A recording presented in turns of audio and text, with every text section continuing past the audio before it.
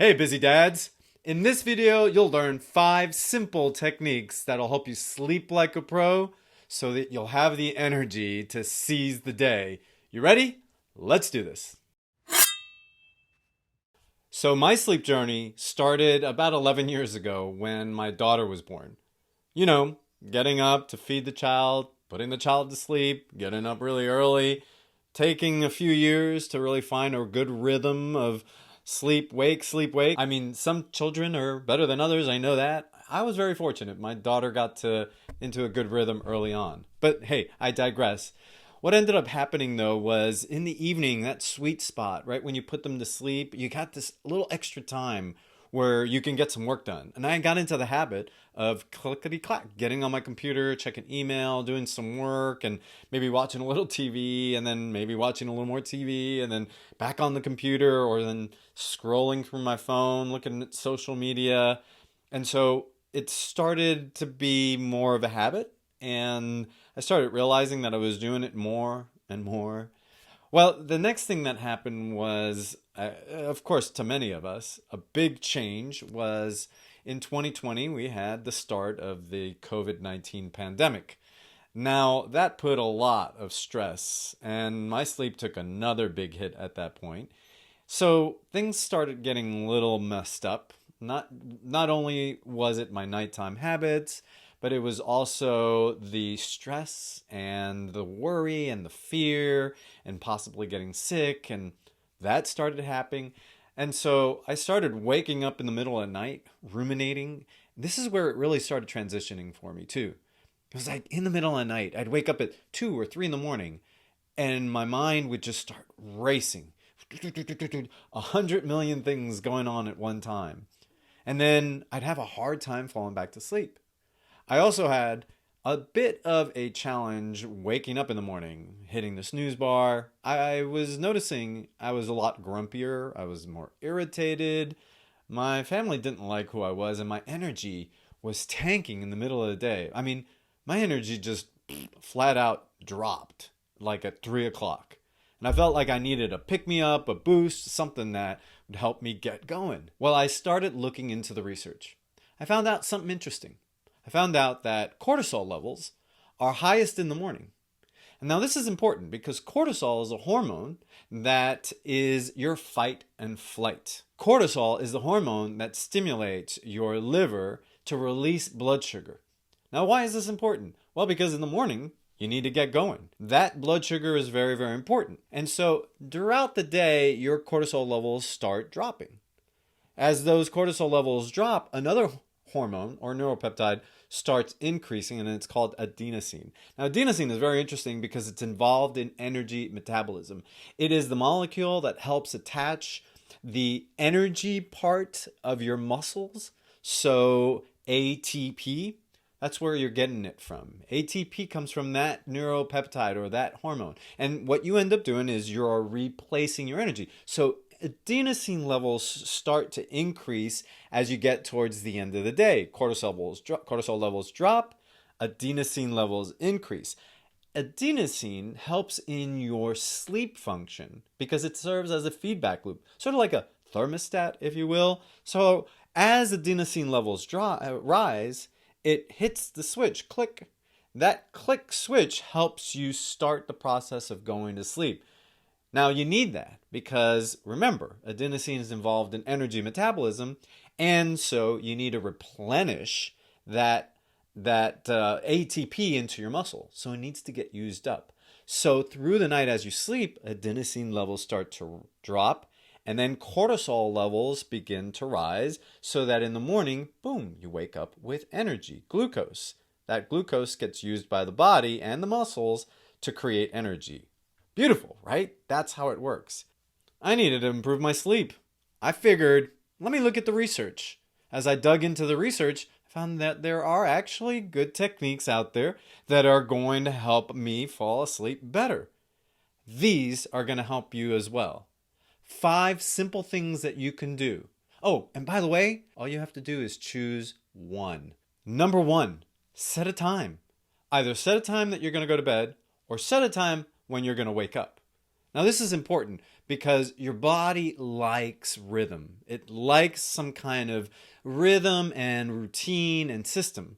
That's number one. Number two, by setting up that rhythm and routine, what ends up happening is that your hormones and your body's systems gets into that rhythm as well. That's so important. Remember I was telling you about cortisol, adenosine, and how they interplay with each other. Well, what happens is when you don't set a time to go to bed, then you push up cortisol levels a little bit, and then you don't let adenosine levels come up. And so it messes with your sleep time. You're constantly burning up that energy. Number two, create a shutdown routine. Now, this works great with number one. Why is that? Here's an analogy. Make believe you're driving on the highway, 70 miles an hour, but you need to park the car. Are you going to go, turn car off and park in the middle of the highway? No. But you know what? We do that when we go to bed at night. We're driving 70 miles an hour and we hit go to bed as if all of the things that we are thinking are miraculously going to go away. That's not the way it works. We need to create some kind of shutdown routine, probably to get some of those thoughts out of our minds. Now, this shutdown routine could include a lot of different things. The one that I like is to start writing down my notes into a journal so that I can get some of the thoughts out of my head, or I talk to my spouse about what's going on in my head. That doesn't always work. Sometimes we can get into an argument, but it's good because it gets the thoughts out and it's not just jumbled up in my brain. So creating a shutdown routine is really, really helpful to allow your body time to move into sleep. You can use meditation, you can do deep breathing, which we'll get to in a minute. Number three, turn off your devices. Turn off your devices like your TV, your smartphone, tablet, even your Kindle. Anything that does two different things. Number one, provides too much stimulus. When you get more stimuli, again, it increases your stress. Stress is going to create that cortisol level to kick up and keeps the adenosine levels down. And so the rhythm is lost. The other thing with these devices, believe it or not, is that they really provide a lot of blue light. And that blue light is going to affect what's called your non-REM or your deep sleep level. So just to digress a little bit, you have 5 stages of sleep at night. So they're about 90 minutes long. Now, this isn't perfect. Not everybody sleeps perfectly 90 minutes. But generally, they're 5 phases. You go into sleep and that starts you into REM. REM is your dream state. It's when your brain is very, very active.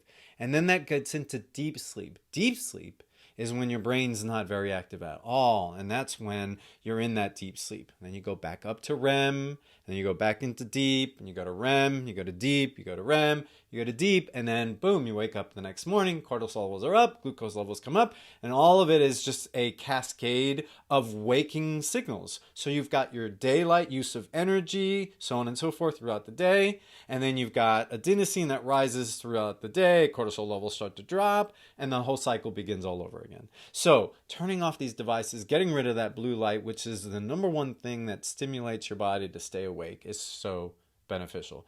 And let me tell you, blue blocking glasses don't work. By the way, that's a bonus. All right, let's go to number 4. This could be included into your shutdown routine, but taking on a hot shower or a hot bath at night can be really beneficial. Research shows that hot showers at night can help you get into that relaxed state. Your body wants to cool itself a little bit, so when you go into bed, you start falling asleep better, and that coolness is really, really helpful. So a hot shower can really help relax you as well and help you fall asleep, help you stay asleep. Number 5, no liquids. Yeah, nothing to drink. I know some of us use something like chamomile or maybe a sleepy time tea at night. Well, if you're going to use that, I would say probably give yourself 2 hours, maybe 3. Use some of that. That's great. I like those teas. I think that they're helpful. Problem is that any liquid, no matter what it is, into the evening has a greater likelihood of making you get up to go pee. And if you have to get up to go pee, that gives your body an opportunity to stay awake. And then we ruminate, and that's where all those problems begin. That's it. 5 simple things that you can do. Number 1, set a time to go to bed. Number 2, create a shutdown routine. Number 3, turn off your devices. Number 4, hot shower.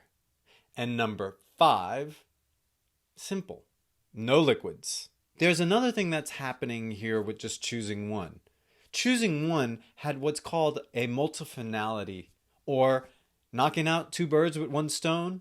I realized that by doing that just one, I was able to set a time to go to bed. I wasn't drinking too much before going to bed. And then I would wake up at a certain time. My body started getting used to it. This really helped me have that energy that I needed for the next day. Man, my energy was back. Pep in my step. Way to go. The point is, you choose one technique to start with. If you're a busy dad, subscribe to this channel so you'll get more videos on how to enhance your energy so that you can live a longer and fuller life.